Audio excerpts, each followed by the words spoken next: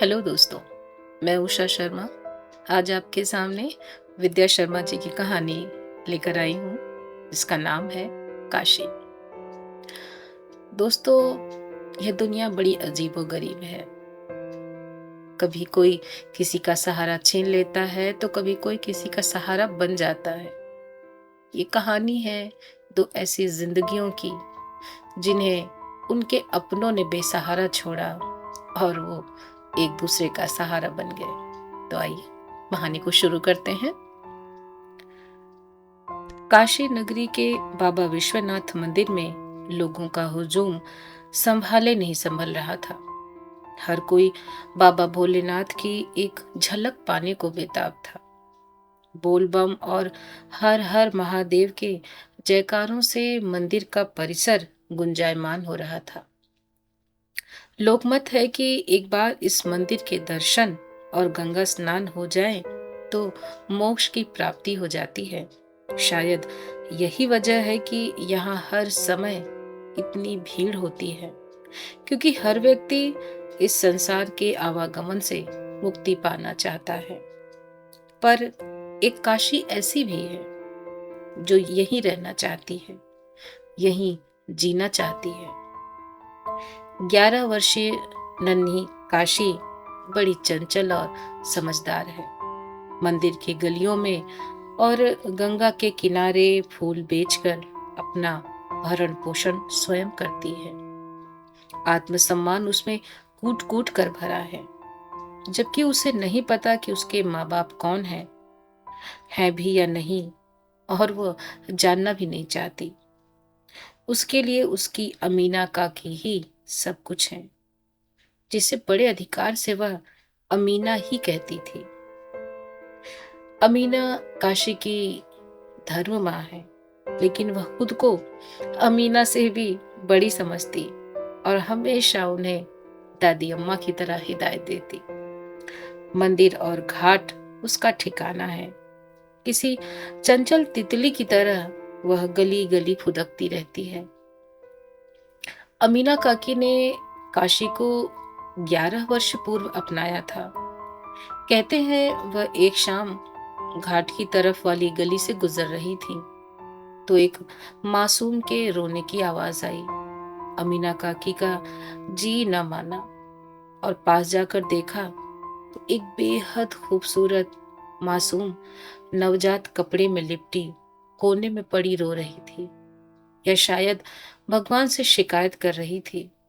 उसकी आवाज से ही अमीना काकी ने जान लिया था कि नवजात एक बच्ची है। पर अमीना काकी उसे उठाने में थोड़ा हिचक रही थी। पता नहीं बच्ची हिंदू है या मुस्लिम, लेकिन वह उस बच्ची को इस तरह छोड़कर आगे जा भी न सकी। कुछ देर उन्होंने इधर उधर देखा, तभी मंदिर में बोल बम के जयकारे गूंज उठे। अमीना काकी की आंखें चमक उठी। वह बोली, तू तो काशी की बेटी है, और उस नवजात को अपनी गोद में उठाकर अपने दुपट्टे से ढक लिया। वह उसे उठाकर घर ले आई। उस मासूम को, जो सफेद कपड़े में लिपटी जीवन और मृत्यु से संघर्ष कर रही थी, उसे हकीम के पास लेकर गई। हकीम ने बच्ची की नब्ज देखी और कहा, बड़ी सख्त जान है, यह न जाएगी काशी छोड़कर।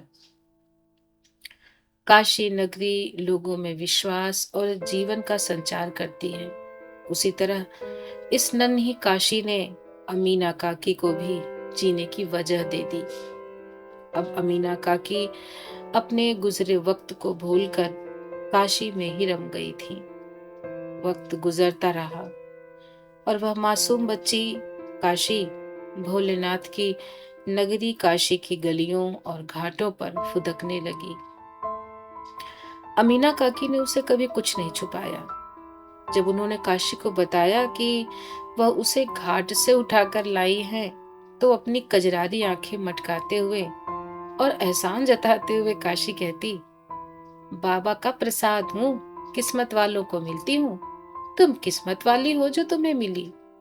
अमीना काकी काशी की बात सुनकर हंसकर रह जाती। काशी ठीक ही तो कह रही थी।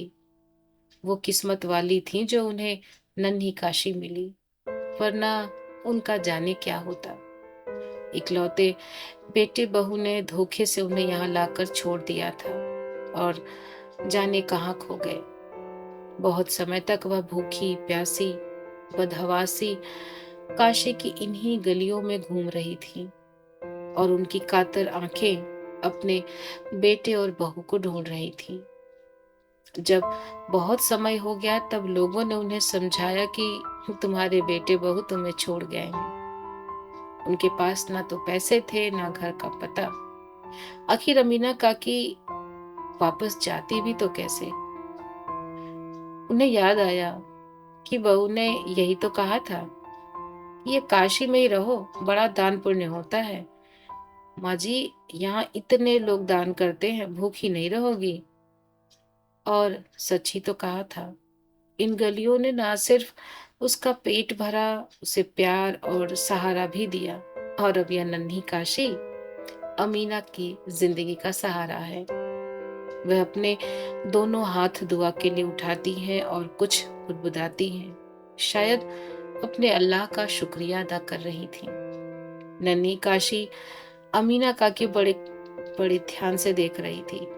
तभी मंदिर से जयकारे और घंटे की ध्वनि नन्ही काशी के कानों में पड़ी और वह बोली, अमीना, मैं मंदिर जा रही हूँ, भक्त आ गए हैं। फूल जो बेचने हैं। उसने फूलों वाली टोकरी उठाई और फिर से बाबा विश्वनाथ की गलियों में निकल पड़ी, अपनी खुशबू बिखेरने। दोस्तों, ये छोटी सी कहानी उम्मीद करती हूँ आपको जरूर पसंद आएगी। अगर आपको हमारी प्यारी सी छोटी सी कहानियाँ पसंद आए तो हमारे चैनल को लाइक और सब्सक्राइब जरूर करें और साथ ही अपने दोस्तों के साथ भी शेयर करें। तब तक मिलते हैं अगली कहानी में। आप सभी को मेरा प्यार भरा नमस्कार।